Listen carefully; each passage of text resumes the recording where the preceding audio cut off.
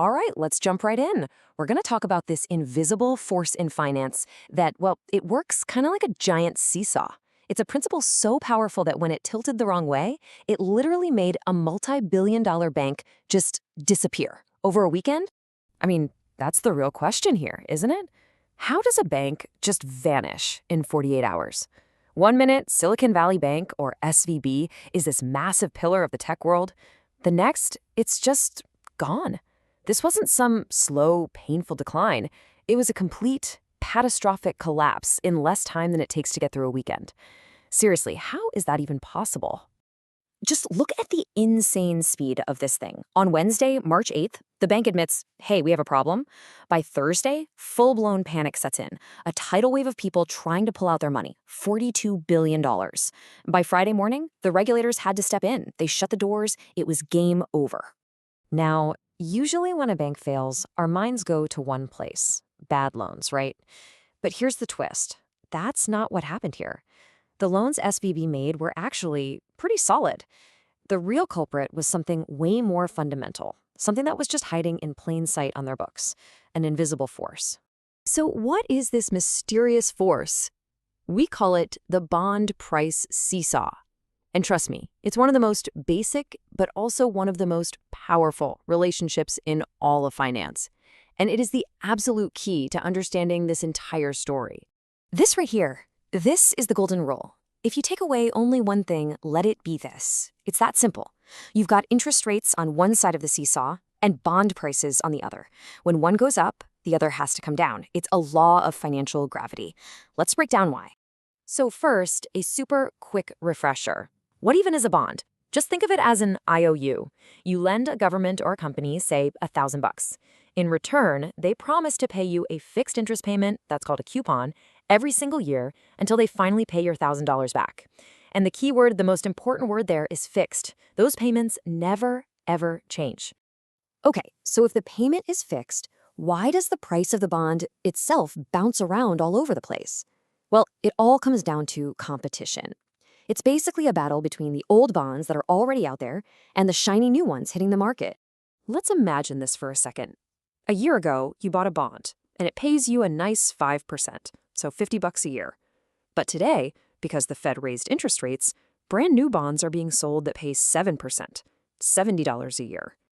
So let's just ask the most obvious question in the world. If you decided you wanted to sell your old bond, why on earth would anyone pay you the full $1,000 for it? They could just take that same money and go buy a new bond that pays them more every year. And the answer is, they wouldn't. Of course not. For your old, less attractive bond to even stand a chance of being sold, its price has to drop. It needs to sell at a discount to make up for that lower interest payment. And that, right there, is the seesaw in action. Interest rates in the market went up, so the price of your existing bond went down. Now, here's a crucial detail. Not all bonds are created equal on this seesaw. Some barely move while others swing wildly. That sensitivity has a name. It's called duration. Basically, a bond that matures way out in 30 years is going to be way more sensitive to interest rate changes than a bond that matures next year. The longer the loan, the bigger the price swing. And this little detail, it's absolutely critical to what went down at SVB. And believe me, this isn't some new theoretical thing they just invented. This seesaw has been causing huge economic shocks throughout history. It's a pattern that just keeps repeating. You know, back in the 1970s, you had this massive inflation shock that forced rates way up, and it just crushed bond prices.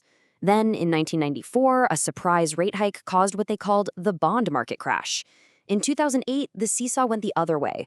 Rates got slashed to zero, and prices for safe government bonds shot through the roof.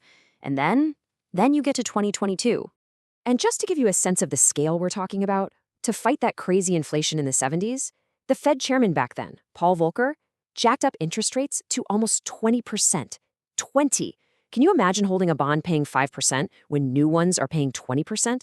Your old bond became practically worthless overnight. And this was the shockwave that set the whole SVB failure in motion. After years and years of interest rates being near zero, the Federal Reserve launched the fastest, most aggressive rate hiking cycle we've seen in 40 years to fight that post-pandemic inflation. The seesaw was about to tip, hard and fast. Okay, so now we have all the pieces of the puzzle. We get the rule of the seesaw. So let's go back to SVB and finally solve the mystery of its 48-hour collapse.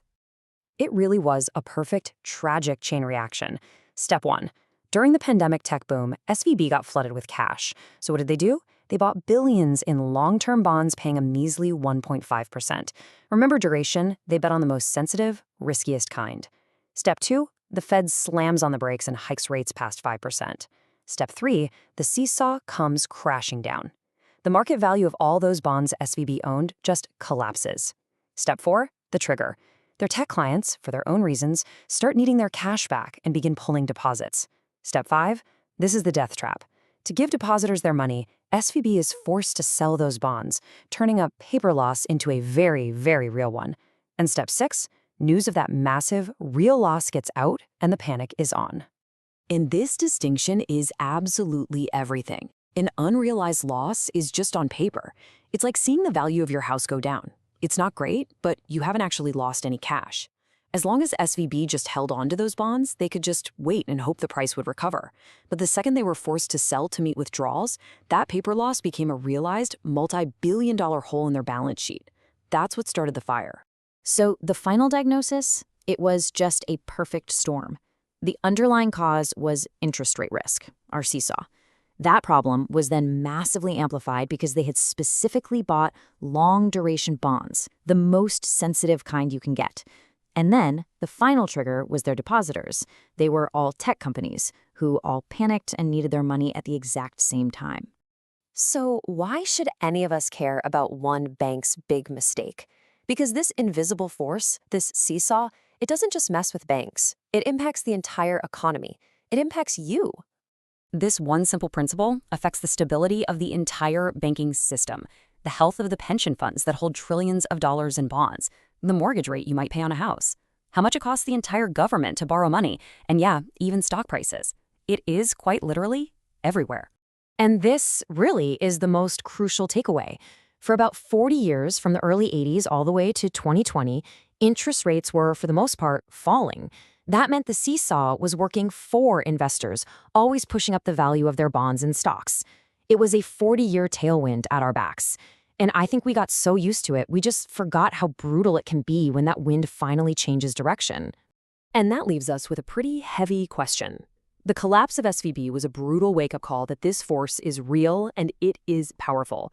So after decades of calm seas and favorable winds, are our financial systems and are we as individuals prepared for an era where the seesaw might actually be working against us? Have we forgotten how to navigate the storm?